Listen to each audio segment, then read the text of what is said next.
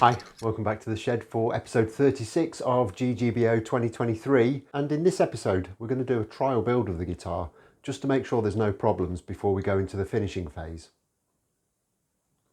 It doesn't go well. So last time we did a lot of work on this kind of heel area, cutting away a lot of that bulk and making it look a little bit nicer, and I'm very happy with that now. I've done a little bit more work off camera since. I've evened out that bump there and just made it a lot nicer, and I think it flows more into the shape of the neck better. I think there's still a little bit of work to do there, but that's basically a bit of fine sanding. So that bit's pretty much done for this stage.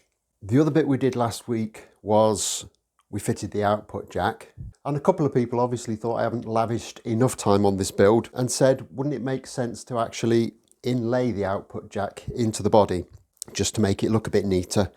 And I actually agree, having read that. Everything else is flush, so the control cavity covers are all flush. This joint is flush. Obviously we've got the steps on the central section, but that's a deliberate design feature. So in my mind, it makes sense to actually make this a flush fitting cover.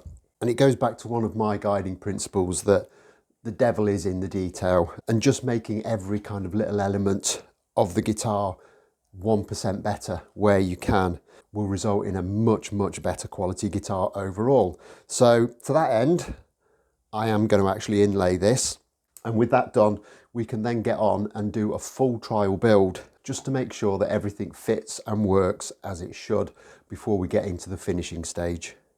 But to be honest, inlaying this jack isn't going to be a huge amount of work. It's simply a matter of kind of marking around it with a scalpel. And I'm going in at quite a steep angle here, so that if anything, I'm slightly undercutting the edges of this. And just with a series of cuts, starting off quite gently, and then adding a bit more pressure as we go along, and cut down as far as I can. Now it's got rounded corners, so we need to do those separately. And we're going to have to be quite careful when we carve that out, just to keep that corner rounded.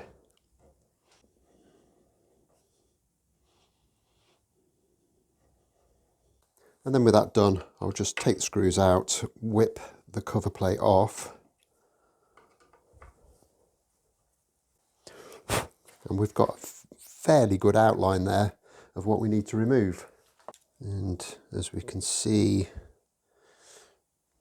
we need to go in about 1.75 mil, which isn't a huge amount, so it shouldn't really take a long time to do. And if we've gone in deep enough, we should just be able to very gently kind of ease that out with a chisel. However, as we discovered when we were drilling this cavity,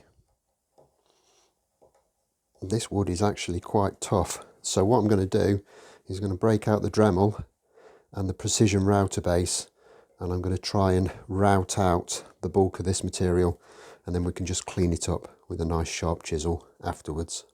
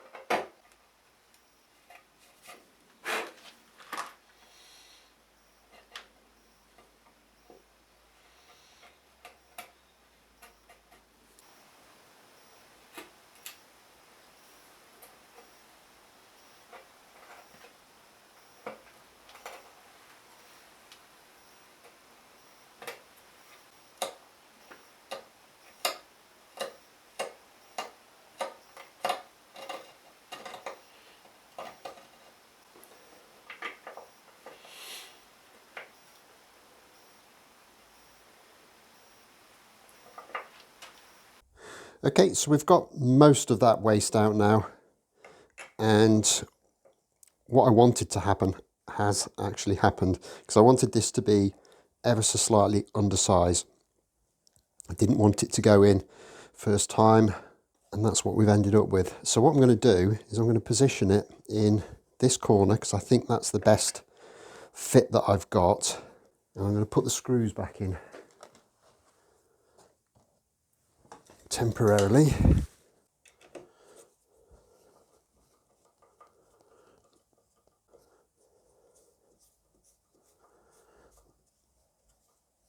And with that back in position, I'm just going to remark the two edges that haven't gone in with the scalpel.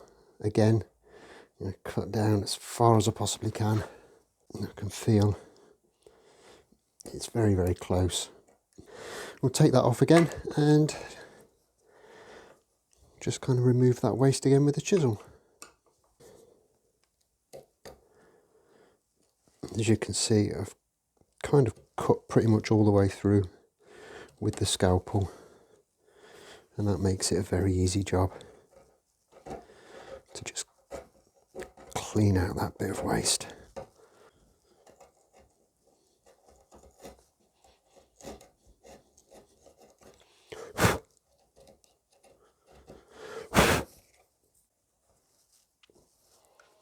So I think we're pretty much there, apart from this corner.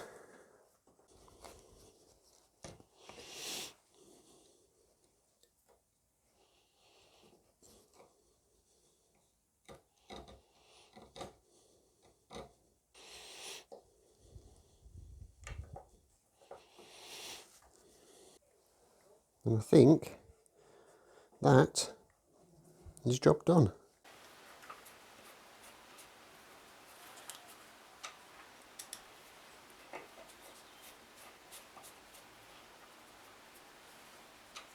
Okay, so that's that plate inlaid. I think that's gone quite nicely, and I actually do think that was the right call. I think it's the right thing to do. It does look a lot better now it's flush with the surface. So with that done, we can do a little bit of clearing up, get all the tools out of the way, we can get this on the bench and start doing that full trial build. So all cleaned up, got the guitar back on the bench. I'm not going to dwell on this because we've covered this in previous episodes, but I'm just going to quickly whip it together. I've got a great big box with all the bits in. We'll put it together, get some strings on it, and see if we can identify any little issues that need sorting out before we start to get the finish onto this. I'd much rather do it now than risk damaging something once we've actually got the finish on it. So I'll quickly whip through putting this back together and we'll have a look at it.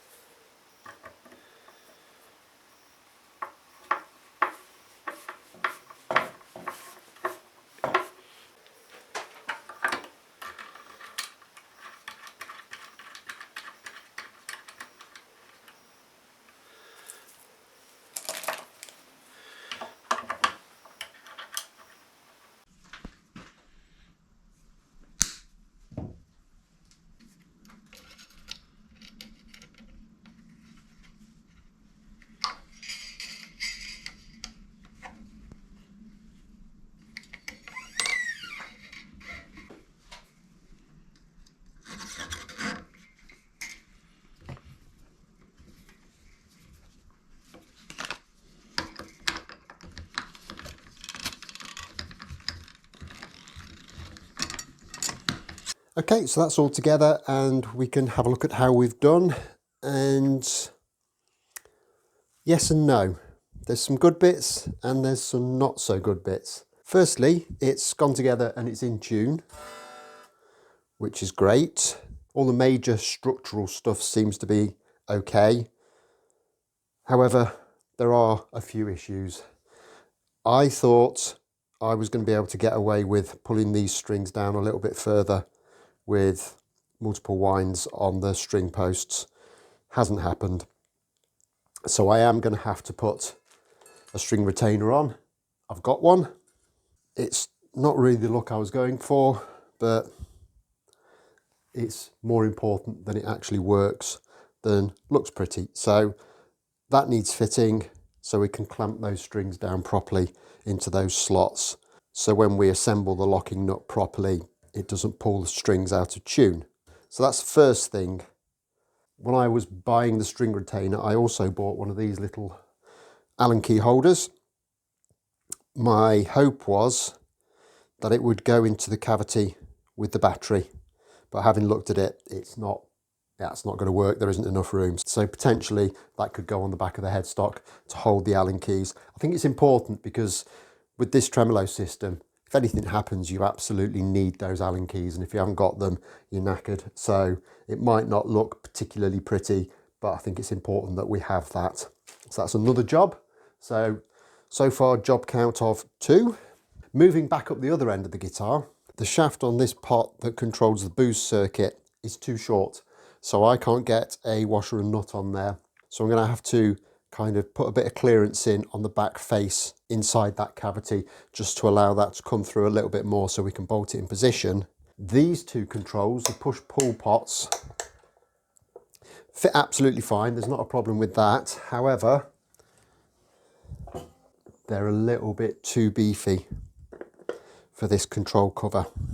They're actually just sticking up a little bit too far. So I'm going to have to relieve the back face of this cavity a little bit more just to allow those to go through. Now, it might be a case that I kind of counterbore into those a little bit, or what I might be able to do, just take a little bit more material out of the bottom of that cavity. I'm going to have to take it all to pieces and measure it just to make sure I can do that. That'd be the easy option. It just means routing a little bit more meat out of there. However, with this step in the body, that might be a little bit easier said than done, but I'm pretty confident we can deal with that. I still need to make a couple of little standoffs so that I can screw this circuit board to the inside of the cavity to keep it out of the way, but that's a fairly straightforward 3D printing job, so I'm not worried about that at all.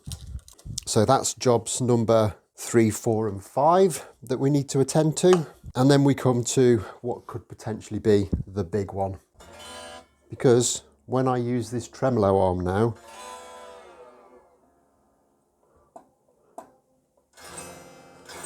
it goes down a fair way and we get quite a lot of downward movement, but it doesn't go down as far as it used to.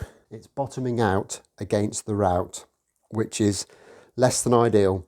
There's enough upward movement, I'm happy with that, but I would want it to go down a little bit further than that.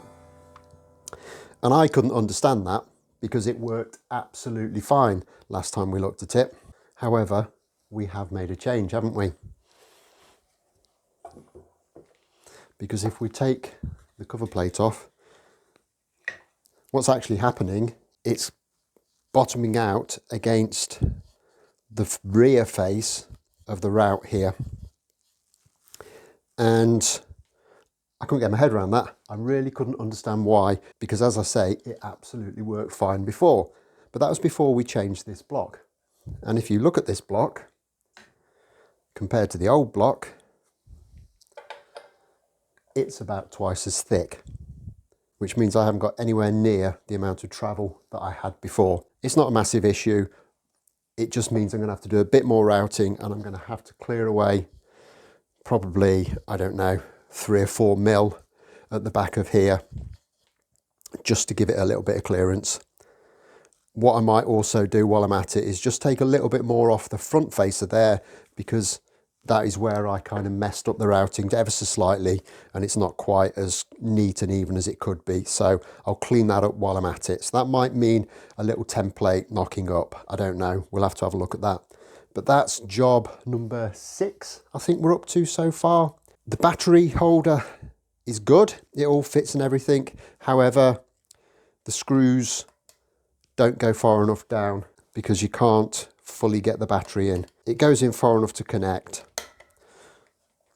but it doesn't sit down as far as it needs to, which means whilst the cover does go on, it hasn't got the clearance that I'd like. So I'll just need to make a slight modification to the battery holder just to countersink those holes to let the screws go fully down. So that's job number 7. So they are mounting up, but most of them are actually quite small little jobs, which can be kind of completed very, very quickly. So I'm not absolutely devastated by this. I was hoping there wouldn't be quite so much work to do, but this guitar just doesn't want to seem to be over. So there's a little bit more work to do to get it fettled up a little bit further, but there isn't anything that's going to be a major disaster. You might be wondering why I didn't put the pickup in. I know the pickup fits, I know the wire goes through. The only thing I haven't got is the screws to hold it in place. They're still on order and haven't come through yet, and I didn't want to put the pickup in and have it flopping about while I was trying to set up the tremolo and string it and everything. That just would have been a little bit of a pain. So the screws need fitting for that when they arrive. So that's job number 8. So there's a fair amount to do before we can start on the finishing, but there are lots of little jobs and I'm pretty confident we can get them done. However, there isn't scope in this video to do them, so that's all going to be for next time. I'll leave this one here. So as always, like if you've liked, subscribe if you haven't already done so. Wish me luck for getting these jobs sorted out, and I look forward to seeing you in the next episode. Thanks a lot for watching. Bye bye.